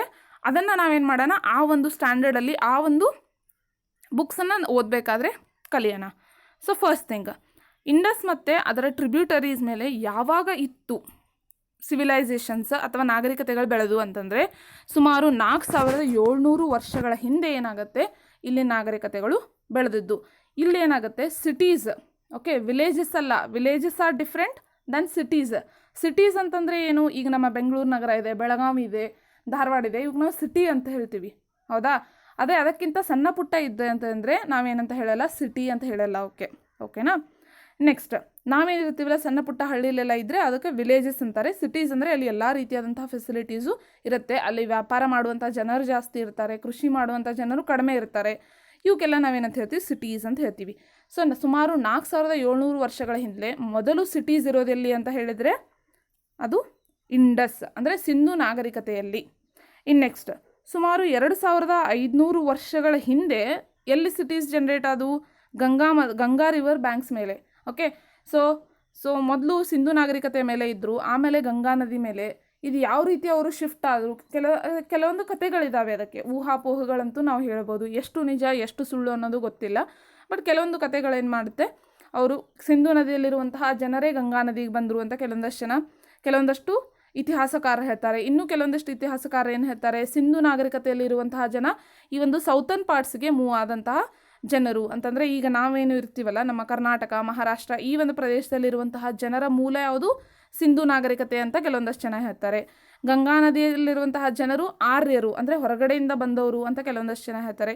ಹೀಗೆ ಬೇರೆ ಬೇರೆ ಆದಂತಹ ಏನಿದೆ ಕೆಲವೊಂದು ಕಲ್ಪನೆಗಳಿದೆ, ಇತಿಹಾಸಕಾರರು ಬೇರೆ ಬೇರೆ ಹೇಳಿದ್ದಾರೆ. ಅವನ್ನ ನಾವೇನು ಮಾಡೋಣ, ಮುಂದಿನ ತರಗತಿಯಲ್ಲಿ ಸ್ಟಡಿ ಮಾಡೋಣ. ಇನ್ನು ನೆಕ್ಸ್ಟ್ ಇದನ್ನು ಈ ಪಾಯಿಂಟ್ ಏನಕ್ಕೆ ಇಲ್ಲಿ ಬರ್ದಿದ್ದೀನಪ್ಪ ಅಂತಂದರೆ, ನೀವು ನೆನ್ಪಿಟ್ಕೊಳ್ಬೇಕು, ಗಂಗಾ ನದಿಯಲ್ಲಿ ಯಾವಾಗ ಸಿಟೀಸ್ ಆದವು? 2500 ವರ್ಷಗಳ ಹಿಂದೆ. ಅದೇ ಇಂಡಸ್ ನದಿಯಲ್ಲಿ ಯಾವಾಗ? 4700 ವರ್ಷಗಳ ಹಿಂದೆ. ಓಕೆ, ಅಂದರೆ ಮೊದಲು ಆಗಿದ್ದಲ್ಲಿ ಇಂಡಸ್ ಅಂದರೆ ಸಿಂಧು ನದಿಯ ಮೇಲೆ. ಇವಾಗ ನಾವೇನು ಮಾಡೋಣ, ಗಂಗಾ ನದಿಯ ಮತ್ತು ಅದರ ಟ್ರಿಬ್ಯೂಟರಿ ಆದಂತಹ, ಅದರ ಉಪನದಿಯಾದಂತಹ ಸಣ್ಣ ನದಿಯ ಬಗ್ಗೆ ನೋಡೋಣ. ಅದಕ್ಕಿಂತ ಮುಂಚೆ ಮ್ಯಾಪಲ್ಲಿ ನಾನು ಏನು ಮಾಡ್ತೀನಿ, ಇಂಡಸ್ ನದಿ ಮತ್ತು ಅದರ ಟ್ರಿಬ್ಯೂಟರೀಸನ್ನು ನೋಡಿಬಿಡೋಣ. ಓಕೆ, ಸೊ ಇಲ್ಲಿ ಬರುವಂತಹದ್ದು ಇಂಡಸ್ ನದಿ ಈ ರೀತಿ ಹರಿಯುತ್ತೆ. ಅದರ ಟ್ರಿಬ್ಯೂಟರೀಸ್ ಕೆಲವೊಂದು ಬರುತ್ತೆ.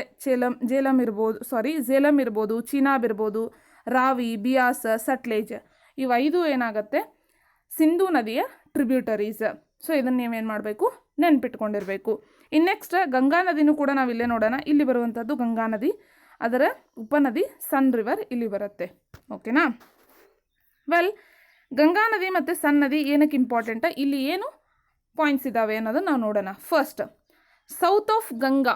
ಓಕೆ, ಗಂಗಾದ ದಕ್ಷಿಣಕ್ಕೆ ಬರುವಂತಹ ಪ್ರದೇಶವನ್ನು ನಾವೇನಂತ ಹೇಳ್ತೀವಿ, ಈಗ ಬಿಹಾರ್ ಅಂತ ಕರೀತಾರೆ. ಸೌತ್ ಆಫ್ ಗಂಗಾಗೆ ಬಿಹಾರ್ ಅಂತ ಕರೀತಾರೆ. ಈಗ ನಾವು ಅದನ್ನು ಬಿಹಾರ್ ಅಂತ ಕರಿತೀವಿ. ಮುಂಚೆ ಏನು ಮಾಡ್ತಾಯಿದ್ರು, ಅದನ್ನು ಮಗಧ ಅಂತ ಕರಿತಿದ್ರು.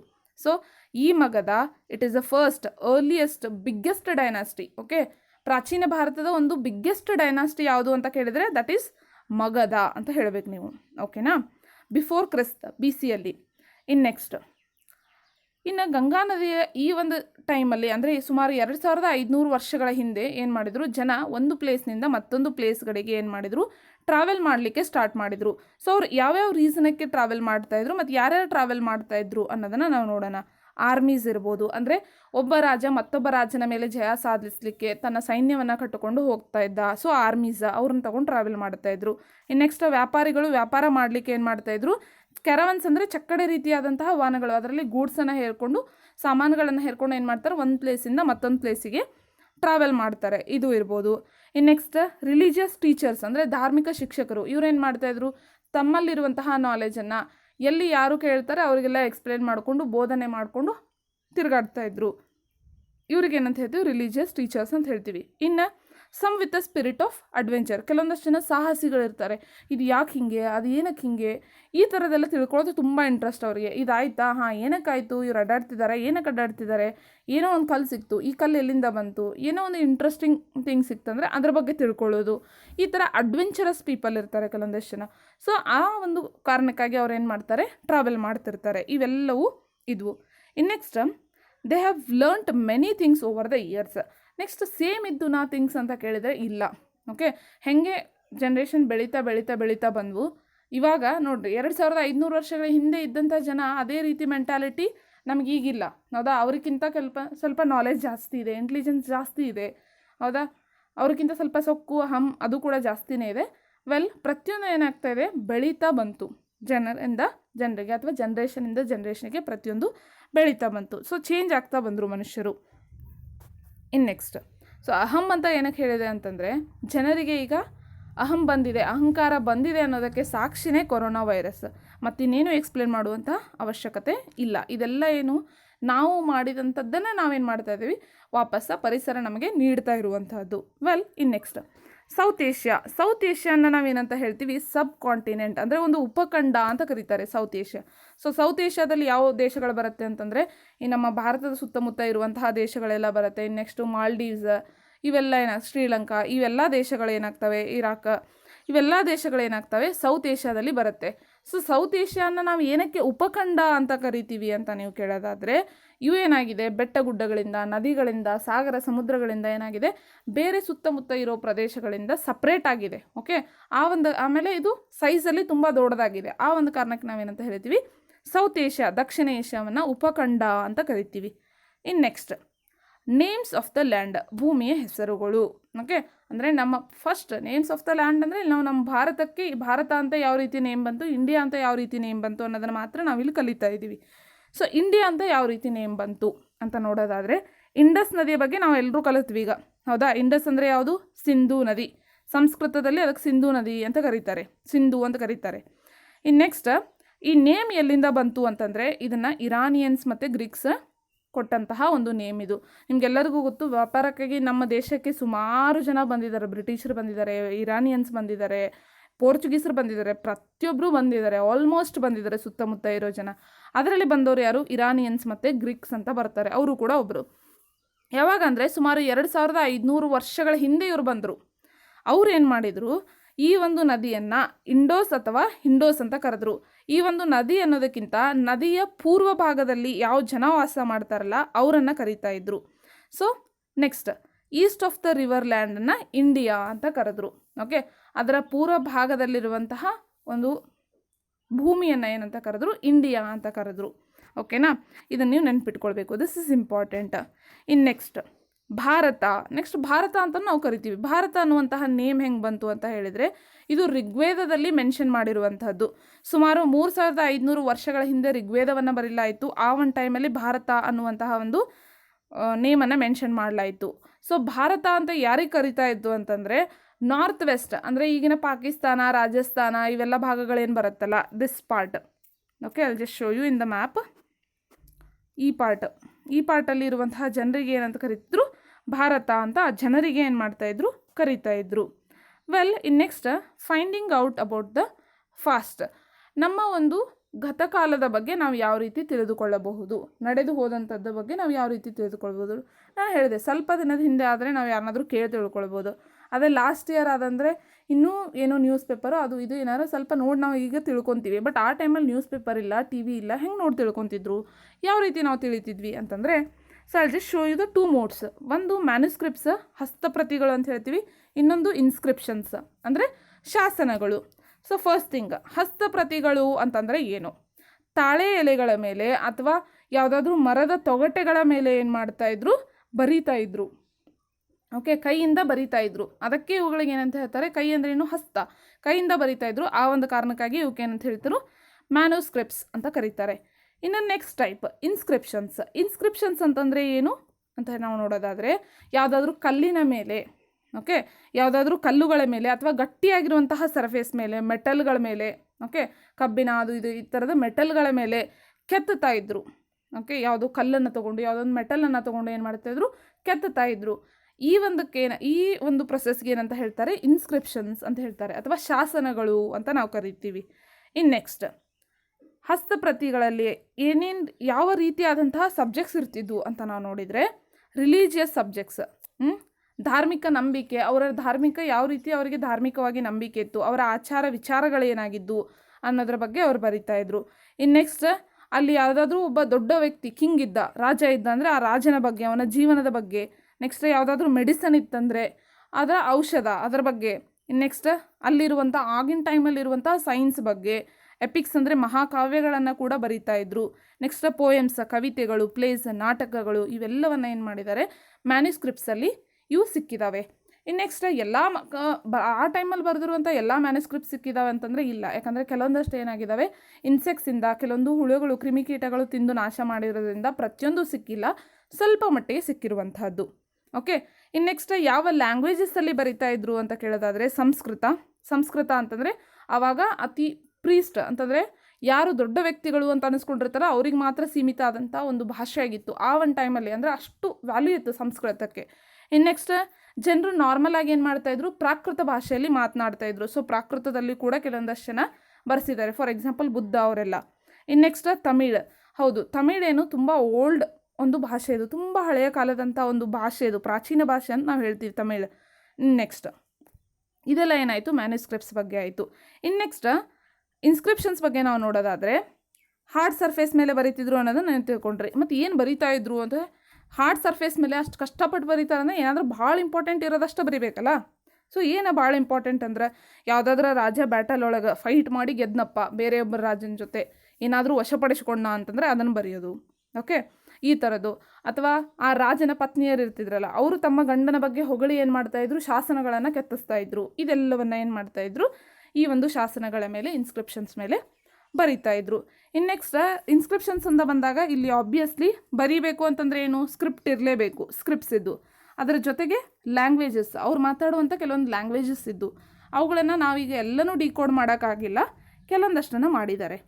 ಇನ್ನು ನೆಕ್ಸ್ಟ್ ಯಾರು ಇದೆಲ್ಲದರ ಬಗ್ಗೆ ಕಂಡು ಹಿಡಿತಾರಲ್ಲ, ಓಕೆ, ಈ ಅಡ್ವೆಂಚರಸ್ ಪೀಪಲ್ ಅಂತ ನಾವು ಹೇಳಿದ್ವಲ್ಲ, ಪುರಾತತ್ವ ಶಾಸ್ತ್ರಜ್ಞರು ಅಂತ ನಾವು ಕರಿತೀವಿ ಅದಕ್ಕೆ. ಓಕೆ, ಸೊ ಕಂಡು ಹಿಡಿಯೋರು ನಾವು ತಿರುಗಾಡತ್ತಾರು ಅಂತ ಅನ್ನೋಕೆ ಬರೋಂಗಿಲ್ಲ. ಅವ್ರಿಗೊಂದು ಸ್ಪೆಸಿಫಿಕ್, ಅಷ್ಟೆಲ್ಲ ಕಷ್ಟಪಟ್ಟು ಕಂಡು ಹಿಡಿಯೋತಾರೆ, ಏನೋ ಒಂದು ಮಾಡತ್ತಾರ ಅಂದರೆ ಅವ್ರಿಗೊಂದು ಸ್ಪೆಸಿಫಿಕ್ ನೇಮ್ ಇಡಬೇಕಾಗತ್ತೆ ನಾವು. ಅವ್ರಿಗೆ ನಾವೇನಂತ ಹೇಳ್ತಿದ್ವಿ, ಪುರಾತತ್ವ ಶಾಸ್ತ್ರಜ್ಞರು ಅಥವಾ ಆರ್ಕಿಯೋಲಾಜಿಸ್ಟ್ ಅಂತ ನಾವು ಕರಿತೀವಿ. ಓಕೆನಾ. ಸೊ ಇನ್ನು ನೆಕ್ಸ್ಟ್ ಅವ್ರೇನು ಸ್ಟಡಿ ಮಾಡ್ತಿದ್ರು ಅಂತ ನಾವು ನೋಡೋದಾದರೆ, ಅವ್ರೇನು ಮಾಡ್ತಾಯಿದ್ರು, ಬಿಲ್ಡಿಂಗ್ಸ್ಗಳ ಬಗ್ಗೆ, ಹಳೆಯ ಕಾಲದಲ್ಲಿ ಏನು ಉಳಿದು ಹೋಗಿರ್ತಾವಲ್ಲ ಬಿಲ್ಡಿಂಗ್ಸ್ ಎಲ್ಲ, ಬಿದ್ದು ಹೋದಂಥ ಬಿಲ್ಡಿಂಗ್ಸ್ ಎಲ್ಲೋ ಮಣ್ಣಲ್ಲಿ ಹುದುಕೊಂಡಿದ್ರೆ ಅದ್ರ ಬಗ್ಗೆ ಸ್ಟಡಿ ಮಾಡ್ತಾರೆ. ನೆಕ್ಸ್ಟ್ ಅಲ್ಲಿ ಸಿಗುವಂಥ ಇಟ್ಟಿಗಳಿರ್ಬೋದು, ಎಲ್ಲಾದರೂ ಪೇಂಟಿಂಗ್ಸ್ ಇದ್ರೆ ಆ ಪೇಂಟಿಂಗ್ಸ್ ಬಗ್ಗೆ, ಎಲ್ಲಾದರೂ ಶಿಲ್ಪಕಲೆಗಳು ಸಿಕ್ಕರೆ ಆ ಶಿಲ್ಪಕಲೆಗಳ ಬಗ್ಗೆ, ಇವುಗಳೆಲ್ಲದರ ಬಗ್ಗೆ ಅವ್ರು ಏನು ಮಾಡ್ತಾರೆ, ಹಗಲು ರಾತ್ರಿ ರಿಸರ್ಚನ್ನು ಮಾಡಿ ಅದು ಏನು, ಯಾವ ಕಾಲದ್ದು, ಎಷ್ಟು ವರ್ಷಗಳ ಹಿಂದಿಂದು, ಅದ್ರ ಮೇಲೆ ಏನು ಬರೆದಿದ್ದಾರೆ, ಅದು ಏನನ್ನು ಎಕ್ಸ್ಪ್ಲೇನ್ ಮಾಡ್ತಾ ಇದೆ, ಇದೆಲ್ಲವನ್ನು ಏನು ಮಾಡ್ತಾರೆ, ಅವ್ರು ಕಂಡು ಹಿಡಿತಾರೆ. ಸೊ ತುಂಬ ಒಳ್ಳೆ ಅಂದರೆ ಅಡ್ವೆಂಚರಸ್ ಪೀಪಲೇ ಇದನ್ನು ಮಾಡ್ಲಿಕ್ಕೆ ಸಾಧ್ಯ. ಅವರಿಗೆ ನಾವೇನಂತ ಹೇಳ್ತೀವಿ, ಆರ್ಕಿಯೋಲಾಜಿಸ್ಟ್ ಅಂತ ಕರಿತೀವಿ. ಕನ್ನಡದಲ್ಲಿ ಪುರಾತತ್ವ ಶಾಸ್ತ್ರಜ್ಞರು ಅಂತ ಕರಿತೀವಿ. ಇನ್ನು ನೆಕ್ಸ್ಟ್ ಅವ್ರೇನು ಮಾಡ್ತಾರೆ, ಯಾವ ರೀತಿ ಅದನ್ನು ಕಂಡು ಹಿಡಿತಾರೆ ಅಂದರೆ ಎಕ್ಸ್ಪ್ಲೋರ್ ಮಾಡ್ತಾರೆ. ಫಸ್ಟು ಎಲ್ಲಿದ್ದಾವೆ, ಏನು, ಹೆಂಗೆ ಅಂತ ಅನ್ವೇಷಣೆ ಮಾಡ್ತಾರೆ. ಇನ್ನು ನೆಕ್ಸ್ಟ್ ಎಕ್ಸ್ಕ್ಯಾವೇಟ್ ಅಂತ, ಎಕ್ಸ್ಪ್ಲೋರ್ ಅಂದ್ರೆ ಏನು, ಹೊರಗಡೆ ಎಲ್ಲೋ ಕಂಡು ಹಿಡಿಯೋದು, ಹೊರಗಡೆ ನಮ್ಮ ಭೂಮಿ ಮೇಲೆ ಇರೋದನ್ನು ಅಲ್ಲಿ ಇಲ್ಲಿ ಹುಡುಕಿ ಕಂಡು ಹಿಡಿಯೋದು. ಎಕ್ಸ್ಕ್ಯಾವೇಟ್ ಅಂತಂದರೆ ಏನು, ಭೂಮಿ ಒಳಗೆ ಹುದುಕೊಂಡಿರೋದನ್ನು ಏನು ಮಾಡ್ತಾರೆ, ಭೂಮಿಯಿಂದ ಹೊರಗೆ ತೆಗೆಯೋದಕ್ಕೆ ಏನಂತೇವೆ, ಎಕ್ಸ್ಕ್ಯಾವೇಷನ್ ಅಂತ ಕರಿತೀವಿ. ಓಕೆ, ಫಾರ್ ಎಕ್ಸಾಂಪಲ್ ಏನು, ಭೂಮಿ ಒಳಗೆ ಹುದುಕೊಂಡು ಹೋಗಿರುವಂಥವು ಯಾವುವು, ಗಡಿಗೆಗಳಿರ್ಬೋದು, ಮಡಿಕೆ ಕುಡಿಕೆಗಳಿರ್ಬೋದು, ಪಾನ್ಸ್ ಅಂತ ಕರೀತಾರೆ, ಹರಿವಾನಗಳು ದುಡ್ಡು ಇರ್ತವೆ, ಸೇಮ್ ಪಾಟ್ಸ್ ಕತ್ತನೆ ಸ್ವಲ್ಪ ದೊಡ್ಡದಿರುತ್ತೆ, ಮೂಳೆಗಳಿರ್ಬೋದು, ಆಮೇಲೆ ಬೇಯಿಸಿದ ಜೇಡಿ ಮಣ್ಣಿರ್ಬೋದು. ಇದೆಲ್ಲದರ ಕುರಿತು ಜೇಡಿ ಮಣ್ಣು ಸಿಗುತ್ತೆ, ಹೌದಾ. ಯಾಕಂದರೆ ಆ ಟೈಮಲ್ಲಿ ಅವ್ರು ಏನಾದರೂ ಫೈರನ್ನು ಯೂಸ್ ಮಾಡಿದ್ರಂತಂದರೆ ಅದು ಆ್ಯಶ್ ಉಳಿದಿರುತ್ತೆ, ಈ ಥರದ್ದೆಲ್ಲ ಮಣ್ಣೆಲ್ಲ ಇರುತ್ತೆ, ಅದನ್ನು ಕೂಡ ಸ್ಟಡಿ ಮಾಡ್ತಾರೆ. ಓಕೆ, ಇದಕ್ಕೆ ನಾವೇನಂತ ಹೇಳ್ತೀವಿ, ಆರ್ಕಿಯೋಲಾಜಿಸ್ಟ್ ಅನ್ನೋದ್ರ ಬಗ್ಗೆ ಆಯಿತು. ಇನ್ನು ನೆಕ್ಸ್ಟ್ ನಾವೇನು ಮಾಡೋಣ, ಕೆಲವೊಂದಷ್ಟು ಪಾಟ್ಸನ್ನು ನೋಡೋಣ. ಓಕೆ, ಸೊ ನಾವು ಸಿ ಹಿಯರ್, ಇದೇನು ಹಳೆಯ ಕಾಲದಲ್ಲಿರುವಂತಹ ಪಾಟ್ ಇದು. ಆ ಟೈಮಲ್ಲಿ ಇಷ್ಟು ದೊಡ್ಡ ದೊಡ್ಡ ಗಡಿಗೆಗಳನ್ನು ಯೂಸ್ ಮಾಡ್ತಾಯಿದ್ರು, ನೀರು ತುಂಬಲಿಕ್ಕೋ ಅಥವಾ ಕಾಳು ಕಡಿಗಳನ್ನು ಸಂಗ್ರಹಣೆ ಮಾಡಲಿಕ್ಕೋ ಇವನ್ನೆಲ್ಲ ಯೂಸ್ ಮಾಡ್ತಾಯಿದ್ರು. ಇವೆಲ್ಲ ಏನು ಕಾಯಿನ್ಸ್, ಇವು ಸಿಲ್ವರ್ ಕಾಯಿನ್ಸ್, ಇವುಗಳನ್ನು ಕೂಡ ಯೂಸ್ ಮಾಡ್ತಾಯಿದ್ರು. ಇನ್ನು ಸ್ಕ್ರಿಪ್ಟ್ಸ್ ಯಾವ ರೀತಿ ಇತ್ತಪ್ಪ ಅಲ್ಲಿ ಅಂತ ನಾವು ನೋಡೋದಾದರೆ, ಐ ಜಸ್ಟ್ ಶೋ ಯು ಈ ಥರದ್ದು scripts. Okay, it is just an example. ಅಂದರೆ ಎ ಅಂತಂದರೆ ಏನು, ಎಲ್ಲಾದರೂ ಬರ್ಡ್ ಚಿತ್ರ ತೆಗೆದಿದ್ರು ಅಂತ ಇಟ್ಕೊಡಿ, ಅದರ ಅರ್ಥ ಏನು, ಎ. ಅಲ್ಲಿ ಎಲ್ಲಾದರೂ ಈ ಥರ ನೈಫ್ ಕತೆ ತೆಗೆದಿದ್ರು ಅಂದರೆ ಅದರ ಅರ್ಥ ಬಿ ಅಂತ, ಆ ಲೆಟರ್ ಬಿ ಸ್ಟ್ಯಾಂಡ್ಸ್ ಆಗುತ್ತೆ. ಆ್ಯಂಡ್ ನೆಕ್ಸ್ಟ್ ಈ ಥರ ಇದ್ದರು ಅದು ಸಿ. ಹೀಗೆ ಇವನ್ನೆಲ್ಲ ಏನು ಮಾಡ್ತಾಯಿದ್ರು, ಡಿಕೋಡ್ ಮಾಡಿದ್ದಾರೆ. ಓಕೆನಾ. ಅಂದರೆ ಭಾಳಷ್ಟು ಶಾಸನಗಳನ್ನು ಅಲ್ಲಿ ಇಲ್ಲಿ ಗೊತ್ತಿರುವಂಥವ್ರು, ಪ್ರಾಕೃತ ಮಾತಾಡೋಂಥವ್ರು, ಸಂಸ್ಕೃತ ಮಾತಾಡೋ, ಇಟಾಲಿಯನ್ ಲ್ಯಾಂಗ್ವೇಜ್ ಬೇರೆ ಬೇರೆ ಲ್ಯಾಂಗ್ವೇಜನ್ನು, ಗ್ರೀಕಲ್ಲೂ ಕೂಡ ಶಾಸನಗಳಿದ್ದಾವೆ, ಆ ಭಾಷೆಯನ್ನು ಮಾತಾಡುವಂಥವ್ರು, ಅವುಗಳ ಸ್ಕ್ರಿಪ್ಟ್ ಗೊತ್ತಿರುವಂಥವ್ರು, ಈ ಥರದವ್ರನ್ನೆಲ್ಲ ಕರೆಸಿ ಏನು ಮಾಡ್ತಾರೋ ಅವುಗಳನ್ನು ಒಟ್ಟುಗೂಡಿಸಿ ಸಾಕಷ್ಟು ಸಮಯವನ್ನು ತೆಗೆದುಕೊಂಡು ಇವುಗಳನ್ನು ಡಿಕೋಡ್ ಮಾಡಿರ್ತಾರೆ, ವಾಪಸ್ಸು ಡಿಸ್ಕ್ರಿಪ್ಟ್ ಮಾಡಿರ್ತಾರೆ. ಅದರ ಮೇಲೆ ಇವು ಈ ಒಂದು ಲೆಟರ್, ಈ ಒಂದು ಚಿತ್ರ ಏನಾಗಿದೆ ಈ ಲೆಟರ್ಗೆ ಸ್ಟ್ಯಾಂಡ್ ಆಗುತ್ತೆ ಅನ್ನೋದನ್ನು ಕಂಡು ಹಿಡಿತಾರೆ. ಓಕೆನಾ, ಇವಾಗ ಸ್ಕ್ರಿಪ್ಟ್ಸ್ ಅಂತ ಹೇಳ್ತೀವಿ. ಇನ್ನು ನೆಕ್ಸ್ಟ್ ಪಾಟ್ಸ್ ಬಗ್ಗೆ ಆಯಿತು. ಓಕೆನಾ, will learn about the spots. ಇನ್ನು ನೆಕ್ಸ್ಟ್ ನಮಗೆ ಒಂದೇ ಫಾಸ್ಟ್ ಇತ್ತು, ಭಾಳಷ್ಟು ಫಾಸ್ಟ್ ಇದ್ದನು, ಒಂದೇ ಭೂತಕಾಲ ಇತ್ತು, ಭಾಳಷ್ಟು ಇದ್ದನು. ನೀವು ಚಾಪ್ಟರ್ ಹೆಸರು ನೋಡಿದರೆ ನಿಮ್ಗೆ ಗೊತ್ತಾ, ಆರ್ ಫಾಸ್ಟ್ ಅಂತ ಇದೆ, ಹೌದಾ. ಫಸ್ಟ್ ನೀವು ಬುಕ್ದು ಫಸ್ಟ್ ಪೇಜ್ ನೋಡಿದರೆ ನಿಮ್ಗೆ ಏನಂತ ಬರೆದಿದ್ದಾರಲ್ಲಿ, ಅವರ್ ಫಾಸ್ಟ್ಸ್. ಓಕೆ, ಸೊ ಎಸ್ ಅಂತ ಹಚ್ಚಿದ್ದಾರೆ, ಅದಕ್ಕೆ ಫಾಸ್ಟ್ ಅಂತ ಬರೆದಿಲ್ಲ, ಫಾಸ್ಟ್ ಅಂತ ಬರೆದಿದ್ದಾರೆ. ಸೊ ಏನು ಹಂಗಂದರೆ ನೀವು ತಿಳ್ಕೊಂಬಿಡೋಕೆ ಭಾಳಷ್ಟು ನಮಗೇನಿದ್ದು ಭೂತಕಾಲಗಳು ಸಾಕಷ್ಟಿದ್ದು ಅಂತ ಅರ್ಥ. ಯಾಕಂದರೆ ಬೇರೆ ಬೇರೆ ಪೀಪಲ್, ಈ ಹಂಟರ್ಸ್ ಅಂತ ತೊಗೊಂಡ್ರೆ ಅವ್ರಿಗೆ ಬೇರೆ ಇರುತ್ತೆ, ಅವ್ರ ಬ್ಯಾಕ್ಗ್ರೌಂಡೇ ಬೇರೆ ಇರುತ್ತೆ. ರಾಜರು ತೊಗೊಂಡ್ರೆ ಅವ್ರ ಬ್ಯಾಕ್ಗ್ರೌಂಡು ಬೇರೆ ಇರುತ್ತೆ. ವ್ಯಾಪಾರಿಗಳನ್ನು ತೊಗೊಂಡ್ರೆ ಅವರಿಗೆ ಬೇರೆ ಇರುತ್ತೆ. ಈ ಥರ ಬೇರೆಯವರಿಗೆ ಬೇರೆ ಬೇರೆ ಬೇರೆ ಬೇರೆ ಫಾಸ್ಟ್ ಇಂದು ಅನ್ನುವಂಥದ್ದು. ಇನ್ನು ನೆಕ್ಸ್ಟ್, ಸೊ ದ್ಯಾಟ್ಸ್ ಇಟ್. ಈಗಲೂ ಅಂಡಮಾನ್ ನಿಕೋಬಾರ್ ಎಲ್ಲರಿಗೂ ಗೊತ್ತು, ನಮ್ಮ ದೇಶಕ್ಕೆ ಅಂಟಿಕೊಂಡಿರುವಂತಹ ಒಂದು ದ್ವೀಪ ಅದು. ಅಂಡಮಾನ್ ಮತ್ತು ನಿಕೋಬಾರ ಸಾಕಷ್ಟು ಕಾಡಿರುವಂತಹ, ಕಾಡಿನಿಂದ ತುಂಬಿರುವಂತಹ ಒಂದು ದಟ್ಟ ಅರಣ್ಯವನ್ನು ಹೊಂದಿರುವಂತಹ ಒಂದು ಐಸ್ಲ್ಯಾಂಡ್ ಯಾವುದು ಅಂತ ಹೇಳಿದರೆ ದಟ್ ಈಸ್ ಅಂಡಮಾನ್ ನಿಕೋಬಾರ್ ಐಸ್ಲ್ಯಾಂಡ್ಸ್. ಇಲ್ಲಿ ಈಗಲೂ ಕೂಡ ಜನ ಏನು ಮಾಡ್ತಾರೆ, ಹಂಟಿಂಗ್, ಫಿಶಿಂಗ್, ಕಲೆಕ್ಟಿಂಗ್ ಫುಡ್ಸ್ ಇದೆಲ್ಲ ಮಾಡ್ತಾರೆ. ಅಂದರೆ ಹಳೆಯ ಕಾಲದಲ್ಲಿ ನಡೆಯುವಂಥದ್ದು. ಅವರು ತಮ್ಮ ಫುಡ್ಡನ್ನು ತಯಾರು ಮಾಡ್ಕೊಳ್ಳಲ್ಲ, ಬೇಟೆ ಆಡಿದ್ದನ್ನು ತಿಂತಾರೆ, ಅಥವಾ ಆಹಾರಗಳನ್ನು, ಹಣ್ಣು ಹಂಪಲುಗಳನ್ನು ಸಂಗ್ರಹ ಮಾಡಿ ಅವುಗಳನ್ನು ತಿಂತಾರೆ. ಇದೆಲ್ಲ ಈಗಲೂ ಇದೆ. ಅಲ್ಲಿರುವಂತಹ ಜನ ಇನ್ನೂ ಏನಾಗಿಲ್ಲ, ಮುಂದುವರೆದಿಲ್ಲ ಅನ್ನುವಂಥದ್ದು. ಇನ್ನು ನೆಕ್ಸ್ಟ್, ಎಲ್ಲನೂ ನಾವು ತಿಳ್ಕೊಂಡಿದ್ದೀವಿ ಫಾಸ್ಟ್ ಬಗ್ಗೆ, ನಮ್ಮ ಗತಿಕಾಲದ ಬಗ್ಗೆ ನಾವು ಎಲ್ಲನೂ ತಿಳ್ಕೊಂಡಿವಿ ಅಂತಂದ್ರೆ ಇಲ್ಲ, ಸಾಧ್ಯನೇ ಇಲ್ಲ. ಯಾಕಂದರೆ ಎಷ್ಟು ನಶಿಸಿ ಹೋಗಿದೆ ರೀ, ಹೌದಾ? ನಿನ್ನೆ ನಡೆದಿದ್ದನ್ನ ಇವತ್ತು ಪೂರ್ತಿ ರೀಕಾಲ್ ಮಾಡ್ಕೊಂಡು ಹೇಳ್ರಿ ಅಂತ ಹೇಳಿದ್ರೆ ಹೇಳ್ತೀರೇನ್ರಿ ಯಾರಾದರೂ? ಇಲ್ಲ, ಸಾಧ್ಯ ಇಲ್ಲ, ಹೌದಾ? ಎಲ್ಲೋ ಒಂದು ಅಥವಾ 2 ಪಾಯಿಂಟ್ ಆದರೂ ಏನಾಗುತ್ತೆ, ಮರೆತು ಹೋಗೇ ಹೋಗುತ್ತೆ. ಹಾಗೆ there is much that remains unknown. ಸಾಕಷ್ಟು ಏನಾಗಿದೆ ನಮಗಿನ್ನೂ ತಿಳ್ಕೊಳ್ಬೇಕಾದಂಥದ್ದು ತುಂಬ ಇದೆ. ಈಗಲೂ ಕೂಡ ರಿಸರ್ಚ್ ಹಾಗೆ ನಡೀತಾನೇ ಇರುತ್ತೆ. Okay, next, what do dates mean? Okay, ದಿನಾಂಕ ಅಂತಂದರೆ ಏನು, ಇದನ್ನು ನೀವು ತಿಳ್ಕೊಂಡಿರಬೇಕು. ಓಕೆ, ಸೊ ತುಂಬ ಇಂಪಾರ್ಟೆಂಟ್ ಕಾನ್ಸೆಪ್ಟ್ ನೀವು ಇಲ್ಲಿ ತಿಳಿಬೇಕು. ಈಗ ಇಯರ್ 2000 ವರ್ಷ, ಇವತ್ತು ಯಾವುದಿದು ವರ್ಷ? 2020. 2020 ನಾನು 2020 AD 2020 ಅಂತಲೂ ಬರೀಬೋದು. ಓಕೆ, AD ಮೀನ್ಸ್ ಆ್ಯನೋಡೊಮಿನಿ ಅಂತ ನಾವು ಕರಿತೀವಿ. ಓಕೆ, ಇನ್ನು ನೆಕ್ಸ್ಟ್, ಯಾವುದಕ್ಕೆ ಆ್ಯನೋಡೊಮಿನಿ ಅಂತೀವಿ, ಯಾವುದಕ್ಕೆ BC ಅಂತೀವಿ ಅನ್ನೋದನ್ನು ನಾವು ನೋಡೋಣ. ಇಲ್ಲಿ BC ಅಂತಂದರೆ ಬಿಫೋರ್ ಕ್ರಿಸ್ತ. ಈಗ ಒಂದು ಎಕ್ಸಾಂಪಲ್, 0 ಇಯರ್, ಇಲ್ಲಿ ಏನು ಮಾಡಿದ, ಕ್ರಿಸ್ತ ಜನನವನ್ನು ಹೊಂದಿದ.